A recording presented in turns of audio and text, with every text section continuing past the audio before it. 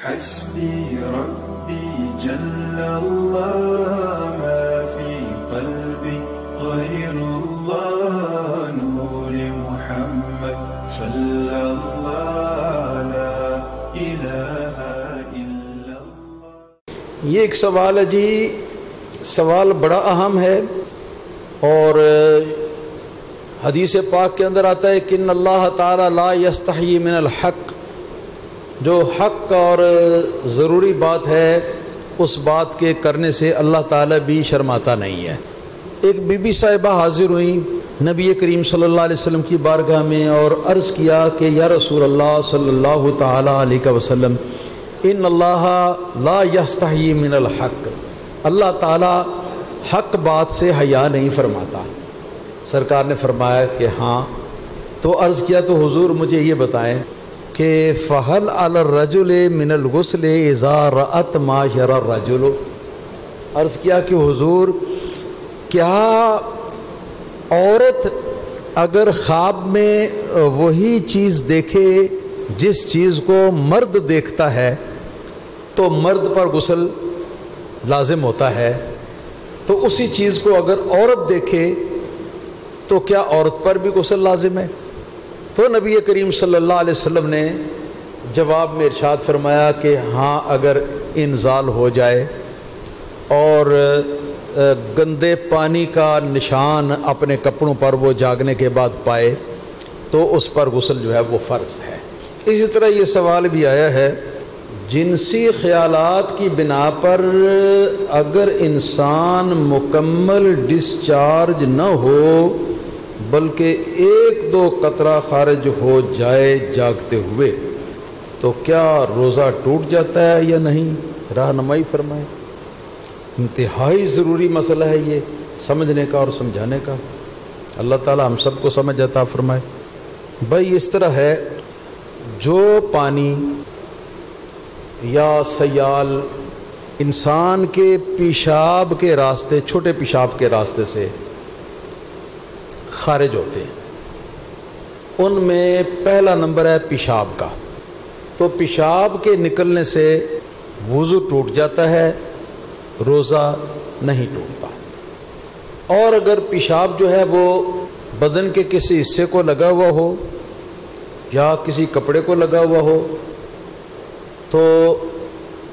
اتنا حصہ دھونا، دھو کر پھر وضو کرنا، اور کپڑے پاک جو ہیں ان کو پہننا، ناپاک کپڑے اتار دینا، یا اگر اور کپڑے نہیں ہیں تو اسی کپڑے میں جہاں پر پیشاب لگا ہوا اس کو دھو لینا، دھو کر نچوڑ کر صاف کر کے اچھی طرح اس کو پہن لے تو آدمی جو ہے نماز پڑھ سکتا ہے اس سے، مگر اس سے روزہ نہیں ٹوٹتا۔ یہ پہلی لیکوڈ چیز ہے جو چھوٹے پیشاب کے راستے نکلتی۔ دوسری چیز کا نام ہے ودی، واو دال اور گول یہ چھوٹی یہ ودی۔ یہ ودی جو ہے قریباً دودھیا رنگ، قریباً پورا دودھیا رنگ نہیں، یعنی دودھیا رنگ کی طرف مائل سفید رنگ کی رطوبت ہے کہ جس وقت پیشاب کی گلٹیاں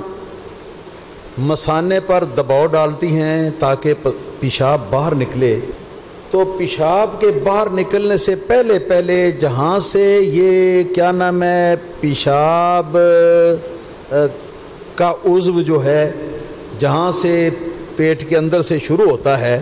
ہاں جی، وہاں پر ایک گلٹی ہوتی ہے جس کے اندر یہ مادہ ودی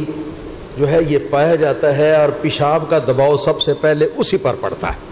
تو دباؤ اس پر پڑتا ہے تو اس میں سے ایک دو قطرے جو ہیں وہ نکل کر وہ چل پڑتے ہیں، اور اس کے پیچھے پیشاب جو ہے وہ آتا ہے۔ یہ مادہ نکلتا ہوا بہت کم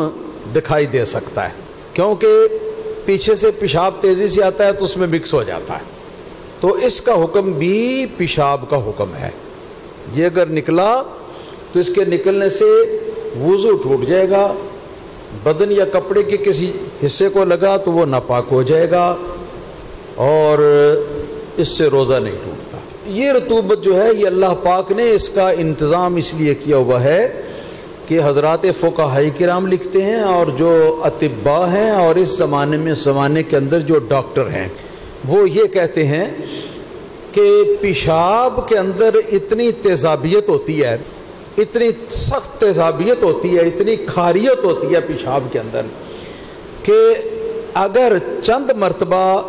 اس لیکوڈ مادے کے بغیر جو پیشاب کے آگے آگے چل کے پیشاب کی نالی کو وہ اس کے اندر پھسلن پیدا کر دیتا ہے تاکہ پیشاب رکے نہیں بلکہ تیزی سے گزر جائے، وہ اس مادے کے نکلنے کے بغیر اگر پیشاب خالص جو ہے وہ نکلے تو چند بار یہ پیشاب نکلنے کے بعد ساری نالی پیشاب کی جو ہے وہ زخمی ہو جائے اور لا علاج زخموں کا وہ شکار ہو جائے۔ تو اس لیے اللہ تعالیٰ نے وہ مادہ وہ لیکوڈ اس لیے رکھا ہوا ہے کہ تاکہ پیشاب کا راستہ جو ہے اس راستے میں اس کا گویا کہ ایک سلوشن لگ جائے اور پیشاب کی نالی کو کوئی پیشاب کی وجہ سے، پیشاب کی کھاریت کی وجہ سے،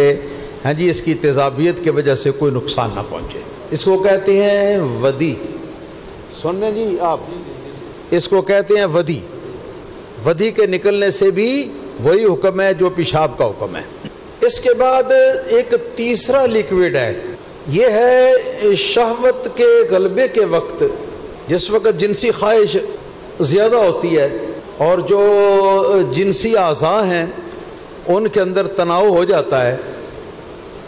تو ایسی حالت میں چند قطرے جو ہیں وہ آ جاتے ہیں پیشاب کے عضو کے منہ پر، چند قطرے آ جاتے ہیں اور یہ لیس دار قطرے ہوتے ہیں، جس طرح انڈے کی سفیدی، کچے انڈے کی سفیدی ہوتی ہے نا، اس طرح کا اس کا رنگ ہوتا ہے، تو یہ لیس دار ہوتے ہیں۔ اس لیکوڈ کو کہتے ہیں مزی، میم زال اور گول یہ مزی، سمجھ رہے ہیں آپ، اس کو مزی کہتے ہیں۔ تو یہ مزی جو ہے یہ کیا کہتے ہیں، وہ شہوت کی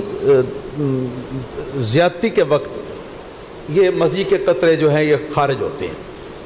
تو ان قطروں سے بھی وہی کچھ ہوتا ہے جو کچھ پیشاب سے ہوتا ہے، یعنی جہاں یہ لگ جائیں گے اس جگہ کو دھونا پڑے گا، استنجا کرنا پڑے گا، کپڑے کو اگر لگ گئے تو کپڑا بھی دھو کر اس جگہ کو پاک کرنا پڑے گا اور وضو کرنا پڑے گا، یہ ہے مزی۔ ایک لیکوڈ وہ بڑی چیز ہے کہ جس کے بارے میں فقہاء لکھتے ہیں اور اطباء بھی یہ لکھتے ہیں اور عام آدمی بھی سمجھتے ہیں کہ جس وقت آدمی مباشرت کرتا ہے تو مباشرت جس وقت اپنے اخیر پہ پہنچتی ہے تو اس وقت جو ایک دم زیادہ سا لیکوڈ جو ہے وہ نکلتا ہے تیزی کے ساتھ، اور اس کے نکلنے کی کیفیت اس طرح ہوتی ہے جس طرح کوئی چیز چھلانگ لگا کر اوپر جاتی ہے، پھر اس کے پیچھے اسی طرح، پھر اس کے پیچھے اسی طرح۔ تو اس کے لیے شہوت کا ہونا ضروری ہے، شہوت کے ساتھ یہ پانی، یہ لیکوڈ نکل رہا ہو اور اچھل اچھل کر نکل رہا ہو، اور یہ زیادہ ہوتا ہے، خوب زیادہ ہوتا ہے، اس کو کہتے ہیں منی، میم نون اور یا، کیا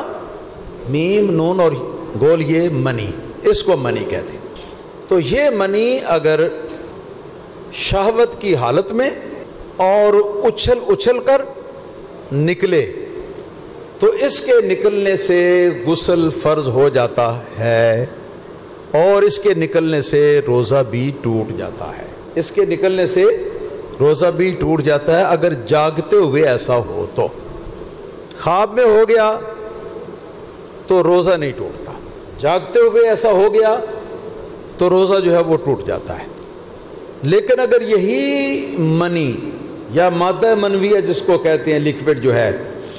یہ اگر کسی کو بیماری ہے جریان کی، جس کو کہتے ہیں دھانت آنا، دھانت آنے کی بیماری ہے کسی کو، دھانت کی، ایسا شخص جو ہے اس کو شہوت کے بغیر اور اچھل کر نکلنے کے بغیر قطرہ قطرہ یہ منی کا جو ہے وہ نکلتا رہتا ہے کبھی کبھی، تو اس سے نہ روزہ ٹوٹتا ہے اور نہ ہی اس سے غسل فرض ہوتا ہے، بلکہ اس کا حکم جو ہے وہ بھی وہی ہے جو پیشاب اور مزی اور ودی کا حکم ہے۔ اب بات سمجھ گئے میری اچھی طرح تفصیل سے؟ میرا خیال ہے اب جواب اتنا تفصیل سے ہو گیا کہ اس سے زیادہ تفصیل جو ہے وہ ممکن ہی نہیں۔